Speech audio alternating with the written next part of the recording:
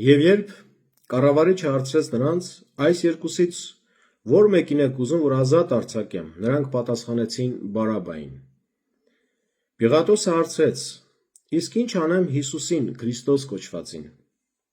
Թող խաչվի, պատասխանեցին բոլորը։ Նա ասեց. ինչ չարիք է գործել։ Բայց նրանք ավելի բարձր էին աղաղակում ասում. թող խաչվի։ Պիղատոս երբ տեսավ, որ օգուտ չունի շարունակել է, եւ ընդհակառակը ամբոխի մեջ ավելի մեծ խռովություն է առաջանում,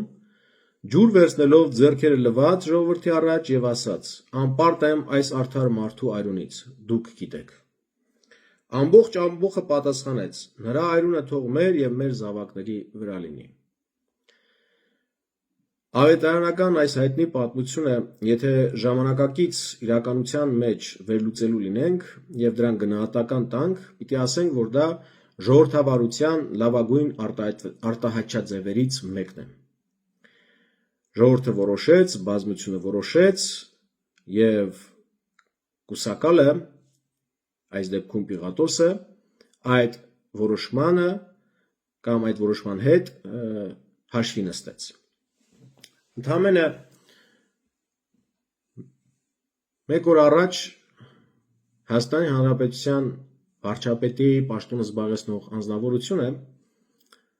իր ուղիեթերներից մեկի ժամանակ այսպիսի միտք արտահայտեց, որ եթե իրենց նախընտրական ծրագրին հավանություն տվեցին եւ ժողովուրդը ձայն տվեց իրենց, ունտրեց իրենց,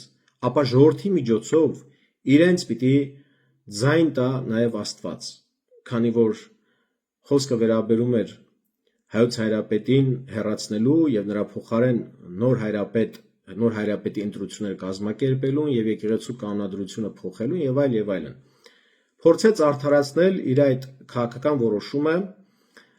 իբրև թե եթե ժողովուրդը ձայն տա, հավանություն տա այս ծրագրին, ուրեմն ժողովրդի միջոցով Աստված է այս ծրագրին հավանություն տալիս։ Այս ճանապարհով նա ցանկանում է լեգիտիմացնել իր այս ապօրինի, իր այս հակաեկեղեցական գործունեությունը։ Ժամանակին այս նույն մարդը ասում էր, որ ամեն իշխանություն Աստծուց է եւ եթե եկեղեցին իրենց դեմ է, ուրեմն Աստծո դեմ է։ Այն ժամանակ կարճ ակնարկ արեցի պատասխանելով մի գրառման, որ ամեն իշխանություն Աստծուց չի կարող լինել։ Կա չարի իշխանություն նաեւ։ Օրինակ Հիտլերի իշխանությունը Աստծուց չէ։ Եվ շատ ուրիշ չարագործների իշխանություն, ովքեր պատուհասել են, ովքեր ողբերգությունների պատճառ են դարձել։ Աստծո իշխանությունը կամ Աստծո կողմից հաստատված ընդունված իշխանությունը այն իշխանություն է, որը վավերացվում է եկեղեցու կողմից։ Նախկինում թագավորներին օրհնում եւ օծում էին հայրապետները։ Այսինքն այդ իշխանությունն էր Աստծուց, որ եկեղեցու կողմից օրհնվում էր, որտեղ Սուրբ Հոգու ներգործությունը եւ Աստծո ներկայությունը եկեղեցին է, որ բերում է այս աշխարհի վրա սիրելիներ։ Ուրեմն այս տեսակ մեկնաբանությունները ոչ այլ ինչ են, եթե ոչ դեմագոգիա, մարդկանց մոլորեցնելու, շփոթեցնելու եւ ստի կեղծիքի ճանապարհով իրենց ուզածին կամ իրենց ծրագրերին հասնելու։ Եվ հետո պատասխանատվությունից խուսափելու լավ առիթ է։ Ժամանակին այս նույն մարդը ասում էր, եթե մենք մեղավոր ենք իրենց անգործության կամ այդ պատերազմների եւ մնացած այն բոլոր արհավիրքների մասին էր խոսքը, արդարացնում էր իրեն ասել, եթե մենք մեղավոր ենք, ուրեմն մեղավոր է մեզ ընտրողները, ժողովուրդ ազգը, որ մեզ ձայն են տվել, ընտրել են։ Հիմա էլ նույն բանն է անում, ասում է, եթե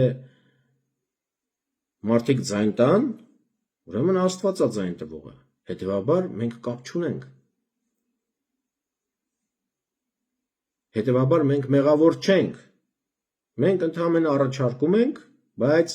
ժողովուրդը կորոշի, իր ժողովրդի որոշումը կհամարվի Աստծո կողմից ընդունված որոշում։ Ասես թե ուզում էր ասել ձայն բազմած ձայն Աստծո։ Ուրեմն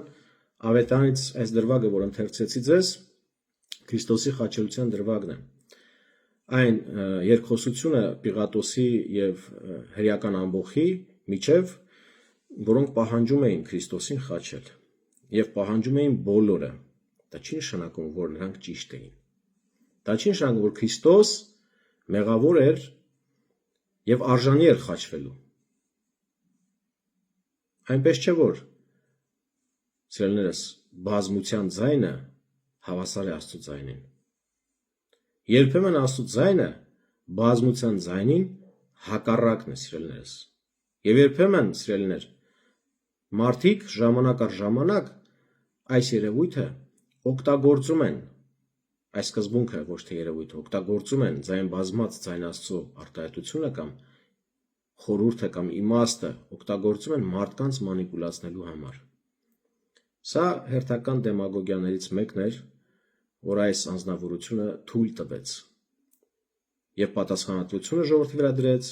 եւ եկեղեցի հալած իրենց քաղաքականությունը ել ավելի լեգիտիմացնելու երանգ տվեց եւ այնքան հեռուն գնաց, որ դրա պատասխանատվությունը դրեց Աստծո վրա։ Ուրեմն սիրելիներս, իմ հորդորը կոչը խնդրանքը ձեզ բոլորիդ, հերթական անգամ, երբ որ դուք հնարավորություն կունենաք ընտրություն կատարելու, լավ մտածեք, թե ում եք ձայն տալիս եւ ձեր տված ձայնը ինչի կարող է հասցնել։ Ինքն էլ Պիղատոսի պես ձեռները լվանալու է, քաշվի մի կողմ ու ասի դուք որոշեցիք, ես կապ չունեի։ Եվ այս վերջին խոսքը հրեա ամբոխի, թե նրա այրունը թող մեր վրա եւ մեր զավակների վրա լինի, կարող է նաեւ իր այդ հետադարձ ուժով մեր ազգի վրա լինի։ Զգույշ եղեք, սիրելիներ, մի խաբնվեք, ձեր հոգու եւ սրտի թելադրանքով առաջնորդվեք, ճշմարտության հետևից գնացեք։ Մեր Տերը Հիսուս Քրիստոս ասում է. ես եմ ճանապարհը, ճշմարտությունը եւ կյանքը։ Շատերը կգան ինձ Տեր, Տեր կանվանեն, շատերը իմ անունից կխոսեն, բայց ես նրանց չեմ ճանաչի։ Այս մարդուն էլ, որ ամեն օր պատե եւ անպատե առիթներով Աստծուն տալով փորձում է լեգիտիմացնել իր ապօրինությունները, Աստված նրան էլ չի ճանաչելու դատաստանի օրը։ Եվ դուք չլինի, որ անցնեք այդ չճանաչվողների ճամբարը։ Մնացեք հավատարիմ մեր Մայր Սուրբ եկեղեցուն, մեր ազգային արժեքներին,